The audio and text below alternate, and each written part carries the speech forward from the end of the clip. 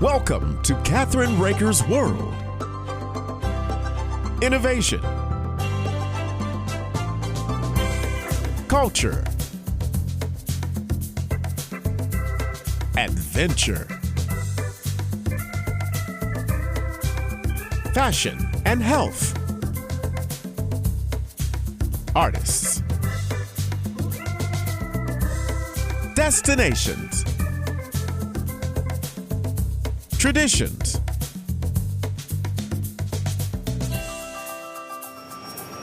This is Kathryn Raaker's World. Hi, this is Kathryn Raaker of Kathryn Raaker's World, and let's just talk. Our guest today, who I'm very proud to have on our show, is Steve Beaman. Steve Beaman is a self-made millionaire who sunk to the depths of financial despair and rose back to the heights of economic prosperity. Having enjoyed years of marriage to falling into the depths of divorce, destruction, and despair, Steve has seen it all. Steve worked at Wharton Econometrics, Zacks Investment Research, and the E.F. Hutton Company. A founding partner of the Wall Street firm Chicago Investment Analytics, Steve sold the firm to Charles Schwab in 2000. Currently, Steve is the CEO of Elevare Club, a holding company for a group of companies providing services for small businesses, including capital, payment processing, accounting, legal advertising, and even help in hiring. Steve is a licensed scuba diver, a private pilot, and the father of 6 children. And today we're going to be discussing with Steve the much anticipated report that is a gloomy outlook for recession. Indeed, it is. It's a pleasure to be with you today. I will tell you, it's my joy. As you said, I've lived through the highs and lows of life, and it's a pleasure to share some time with people, especially with our focus from Elevare at the small business community. We love to help them any way we can. But to your point, we are now having been through 2 sequential quarters of a slowing economy and, in fact, shrinking economy. Traditionally, that's thought of as a recession. The Washington politicians don't want you to use that word, of course. And in fact, hot off the press, I think it was Donald Trump, former president of the United States, who said, no, we're headed toward a depression, which is defined as a 10% drop in GDP. I don't know about that. I tend to be more optimistic than that. But indeed, they're interesting and challenging times for people out there. I think it is already. What do you believe President Biden is so confident when it comes to believing that the U.S. won't see a recession and he won't admit to a recession? Well, I actually more often than not try to stay out of politics and get into policy, right? On this one, I am afraid that Washington, led by the Democratic Party, is taking the exact wrong steps into an already slowing economy with their desire to raise taxes to get us out of it. Taking money out of the economy at a time when it's already slowing is a recipe for a problem. And indeed, that will only exacerbate the recessionary trend that continues. And again, I don't even want to go into that D word, but I'll hope that, cooler heads prevail and we won't go out and raise taxes today. Well, the thing that worries me is that he thinks it's a little bit kind of late to lower the price of gas. And isn't there a better solution and resolution for inflation? Well, absolutely. And I think what you have to really understand here is in Washington, there is a embedded belief in what was historically called Keynesian economics. The belief that the government can keep the economy going fast or slow by raising and lowering taxes. It's done on what's thought of as the demand side. In other words, if the economy's slow, we increase demand. If it's too fast, we slow down demand. There's another side of this, though, and it was referred to as supply side economics. And that goes back to the 1980s, in which people recognized, wait a minute, no, the reason we have inflation is there's not enough supply. That's causing inflationary pressures. We need to increase supply, which means we need to incent manufacturers and providers of services, not disincentive by taking more money. So again, this is a real setting up of a big problem based on this lack of understanding that Keynesian economics just doesn't work. Well, one of the things that I wonder is why not really support manufacturing in the United States? We were doing that. And US made in the USA, what's wrong with that? Well, I think there's real strength to it. But what we saw in the late 19th or 20th century is a movement of American manufacturing overseas, largely driven by government regulations that caused them to move overseas. People always say it was just labor costs, and that's not true. It was as much an over-regulatory environment as it was labor cost. So we do want to bring those jobs now as we head into the digital economy. I actually think those manufacturing businesses will move back to the United States. I think they'll come closer to their point of departure for the product, but I'm not sure it will lead to the kind of employment that we had in the last century, because frankly, with technology, we just don't need as many people. That's true. You found that during the pandemic, they went to robots and a lot of other things. Well, and they've been doing it. I can remember in the late 1970s, companies incorporating smart carts into manufacturing. Right. When I worked at Wharton Econometrics in the late 80s, I went through a steel plant in Gary, Indiana. It's fully automated. So this technology has been around. It's just being exponentially growing with the power of artificial intelligence, machine learning, and communication through Bluetooth technology and satellite technology. I'm pretty excited about some of the technology that we have today in manufacturing, right? And it's pretty exciting to watch something made with a copier, a high-tech copier, and it's unreal what's happening in medicine and everything else. So I'm proud to say that most of the companies I deal with all are made in the USA. How about that? I think it's wonderful, and I do think we want to look for America first. That's the nature of our nation.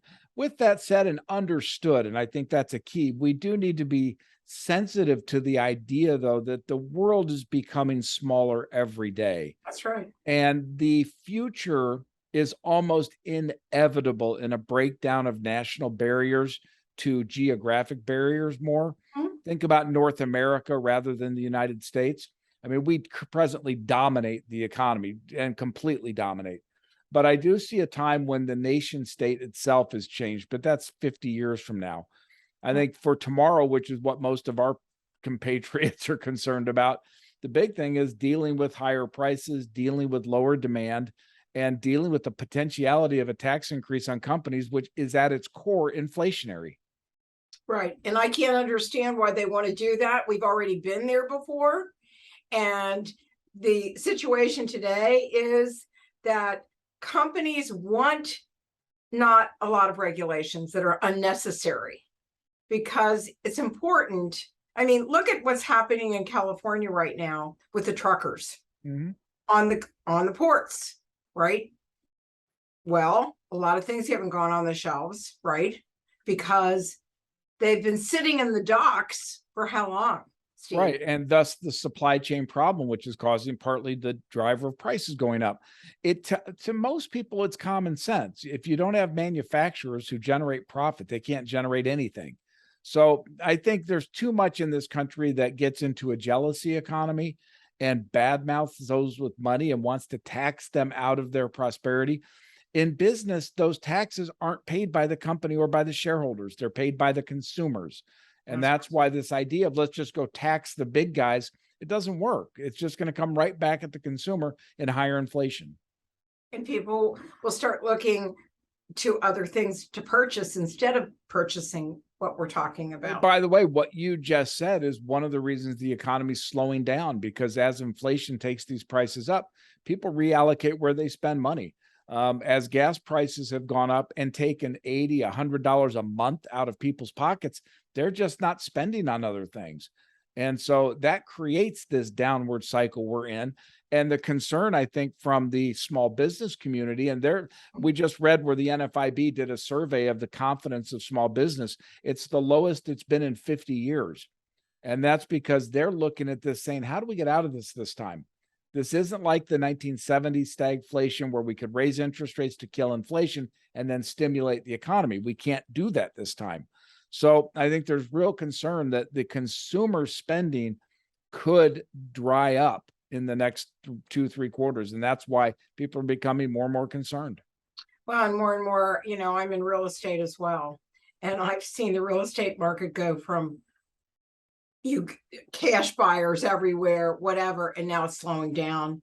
The cost of lumber and everything else that we spend in construction, even though I'm seeing a lot of buildings happening, a lot of commercial, a lot of still here in this region. And very geographic specific. I think it is very real estate always is location, but right. More so today than ever. But you bring up lumber. That's an interesting point of the supply chain. During the COVID situation, they couldn't run their plants 2 and 3 shifts. So we had a third the production going on. That causes prices to go up. And since the shutting down of the Keystone Pipeline, we're producing more oil now than we did during the prior administration. So it's not necessarily that we're not producing the oil, but we've shut down the future of oil so that no new drilling is going on. Right. And we've increased demand without increasing supply, and that's what causes prices to go up. Well, the thing that bothers me so much is taking stuff out of the reserve to sell to China. I think most Americans feel that way. I think most Americans look at this and say, wait a minute, I'm worried in my backyard. Again, I'm working every day with small businesses around the country, and they're worried about where they're going to get the next customer or how they're going to afford to produce the next product. Right. The idea that we're shipping more American resources overseas right now is not sitting well with them, and it shouldn't. I mean, it's not helping them, and they're the people who need the help. We're paying for all of this. And that's absolutely. And I think that's what people and small businesses are the most important part, I think, of our country, because we have so many entrepreneurs out there that are not afraid, especially a lot of women have come into the marketplace as entrepreneurs, and kids, they're not afraid. No, there are some of these young people growing up, and I know of a woman with a grandchild that has a 12-year-old who's a very special person who's already joined the ranks of the entrepreneur. But, I think we do have a country that's filled with this idea of entrepreneurialism and the American dream. To me, it's everything that's good about our country. Roughly half of our economy is small business. Certainly the majority of patents and applications for copyrights and patents are small business. The most innovation, most employment starts with small business. So we need this small business engine, and every regulation that's passed. I watched them in Washington one time talking about regulations, and one of the senators said, I don't know why you're complaining. This is part of just a jobs program because you have to hire an administrator. Well, small business can't do that. No, the large guys.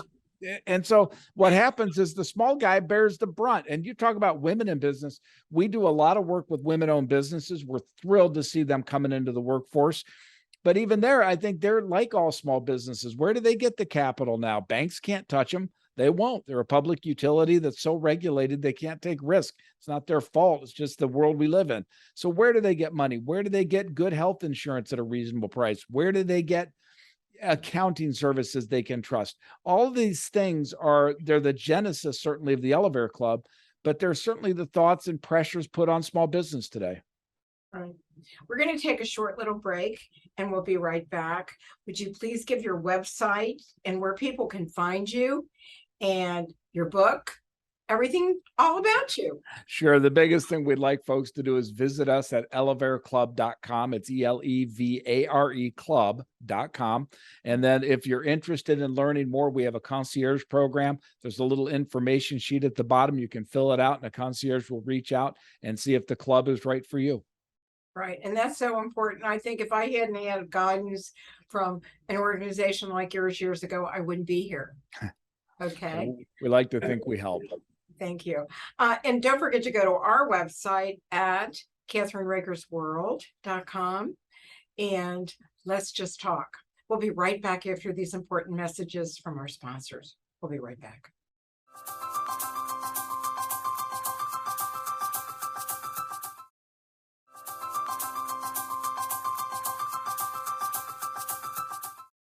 We are back on Kathryn Raaker's World, and let's just talk with a brilliant CEO.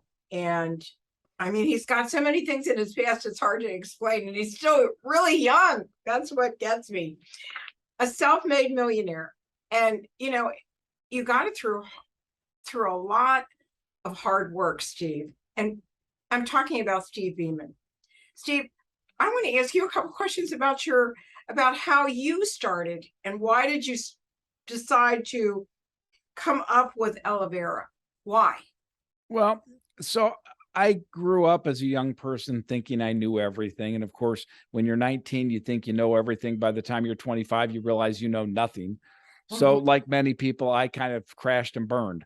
When I woke up from that, I became a financial person and I spent my actual career in Wall Street and stocks and bonds and those types of things. About 4 years ago, I decided I really wanted to do something big with the second half of my life. And I thought, where is my passion? And my passion is small business. I absolutely would live and die for these folks. They're everything that's good to me. So I thought, okay, how do I provide real help for small business? I had a lot of folks say, why don't you run for Congress? And I thought that doesn't do real help. That doesn't do anything. So I started putting together a plan of the Elevare Club. It was under a different name at that time, but the idea was to build a suite of services needed by all small businesses and then help them migrate into the digital economy that we are rapidly moving into.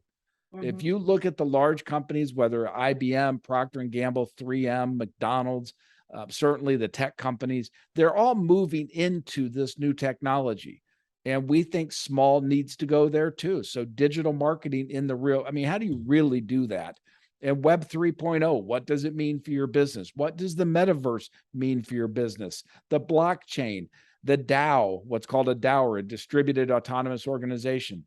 What do these things mean for small? And that's why we created the Elevare Club. And that's what we're trying to help everybody we can. Well, tell me some of your services that you provide. Well, we provide a suite of services. As I said, we have capital for small businesses. We have health insurance to get them out of the traditional risk model of health insurance. We have accounting services, financial services through a relationship with a major credit union, which, by the way, we recommend everybody in business go to a credit union, not a bank. That again, credit unions are not for profit, they're lower cost. But we also have payroll services. We have human resource services to help people hire the best people they can. We have education and consulting services. We have a travel service actually for our members. So we have a great deal. And as I've said, we wrap it up in a digital economy for people to try to help migrate them into that. So people can join us as a discount club. Certainly, we offer massive discounts on our services, or they can join us as a discount club on steroids and join us on our march into the digital economy. I love the steroid part of it. That's great.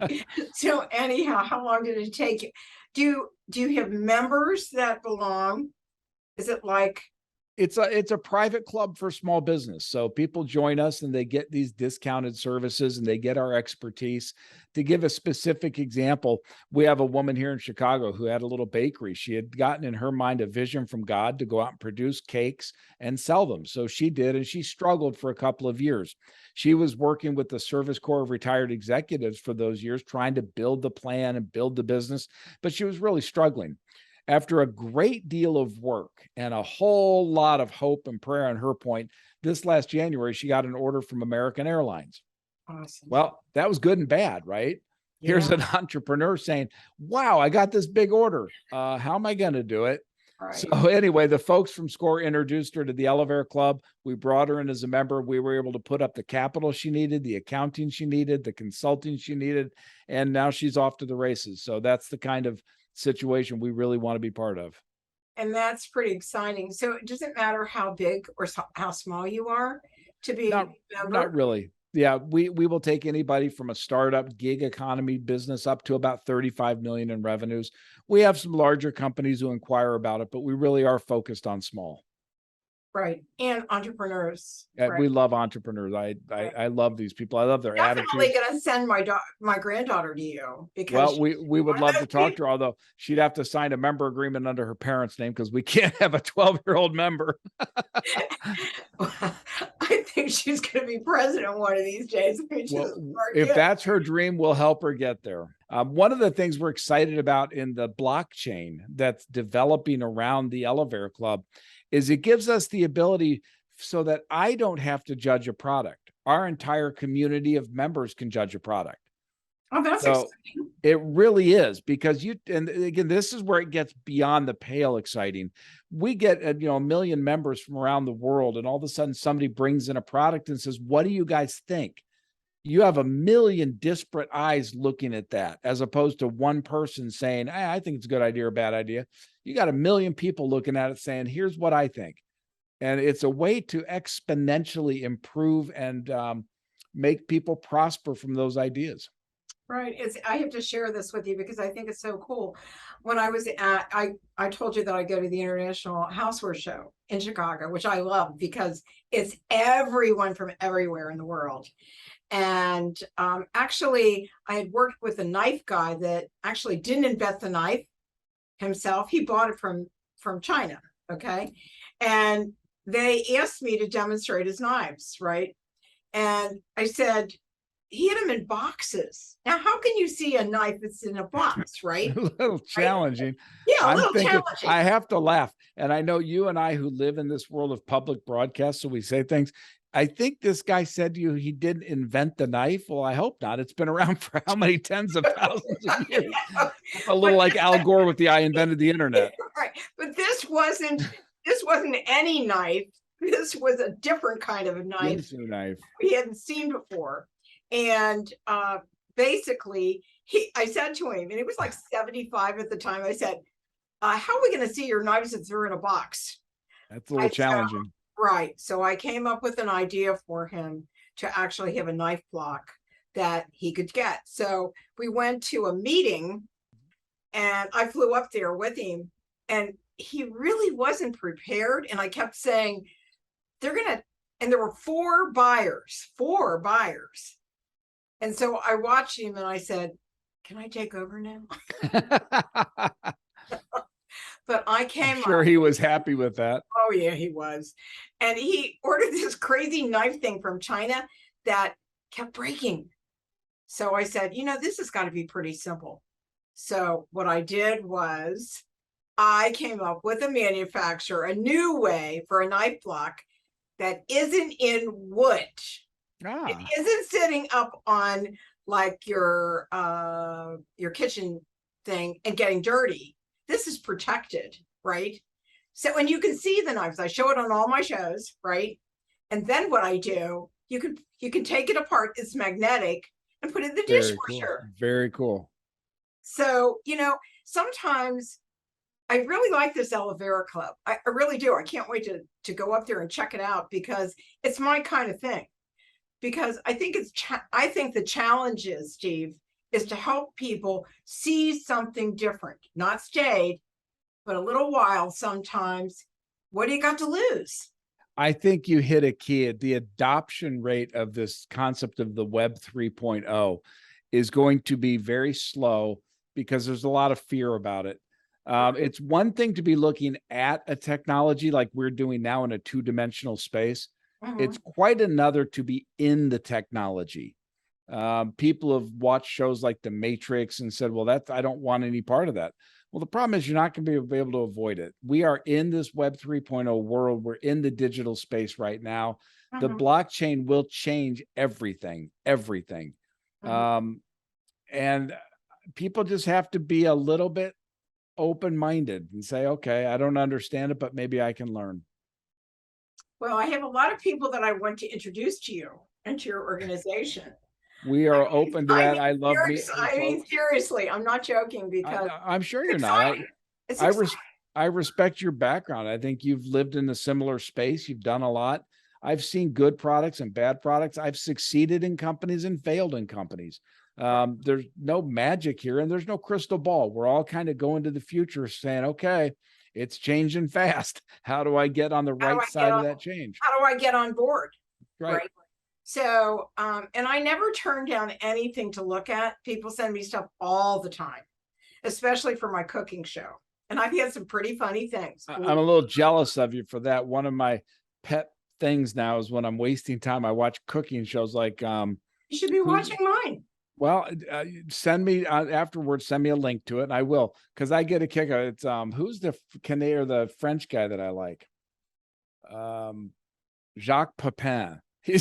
got a great French accent. He used to work with Julia Child. That's how I knew of him. But I think it's just fun to watch the cooking shows and experience the glories that all of you bring to those of us in the real world who don't know how to do a thing. You know who I love? Paula Dean. Even though people thought Paula's been on my show, the Cake Boss has been on my shows. And I mean, these people are so down to earth, you wouldn't believe it. The minute I met the Cake Boss, he just put his arms around me, gave me a really big hug, and I was like, oh, wow. You know, well, why wouldn't he be happy? He's baking cakes for a living. I know. Who would want more? I know. And some of the things that they put on television, I mean, everything is prepared ahead of time. You know, you have, if you don't, it's really funny when we do this, Steve, I got to tell you, it takes so much preparation for I have an hour cooking show. Oh, it's got to be, because you guys make it look so simple. And again, those of us in just the mortal world, we look at what you're doing and say it would take us all day to do that. Well, what's the funny thing is, I made this one appetizer the other day, and I use somebody else. I sometimes use other people's recipes and stuff like that, but I'm a healthy cooking show, right? And I always let my husband taste it. You got a built-in guinea pig. He went, oh, don't make it like that. So I said, okay, I'm just going to make it up myself. And I did, and he loves it. He doesn't like cucumbers, but he loved the thing that I stuffed the cucumbers, whatever. There you go. But I think, what would you like to leave our audience with? Because you're a very positive person. And I am. And I believe that, right now, as you look at the challenges we face, and they're real, you and I both lived through the 70s with whip inflation now and the real pessimism that went on. The reality is, optimists do win the day. The pessimists are right twice a day, right? When the clock strikes noon and when it strikes 12 a.m. But most of the time, you don't bet against the American economy. We are still, for the most part, a free economy. We're not as free as we used to be, but we're still there. Right. I think individuals making good decisions in aggregate is the way to run a business and an economy, and we're still doing that. So I would leave this thought: be of good faith, keep your eye to the prize, don't let the news media bring you down. And if we're having a recession, so you got to work a little harder to hit your goals. But okay, just do that. Don't let it slow you down. Don't let it be a recession for you. Right. And thank you so much. It's been such an honor to have you on our show. My pleasure. My pleasure to get to know you, and look forward to more of these. Good. I'd love to have you back on. Absolutely. And I will send everybody to your website, which is www. That's the important part. ElevareClub.com. ELEVARE Club.com. I want to ask you one question before we leave. Sure. How did you come up with the name? Well, two important points. First, I didn't. One of the guys who works with me did. And secondly, it's Latin for to elevate. Oh, that's right. It is. To elevate. And you need to be elevated, right? We are trying to elevate business across this country. Right. And thank you so much for joining me today, Kathryn Raaker's World. And let's just talk. And by the way, I sent you my media kit a little while ago, so you have it. I'm excited about it. I thank you for that. Thank you so much for joining me today. And you'll be on everything that I have. How about that? There you go. Thanks. Thanks, and have a wonderful weekend. You as well.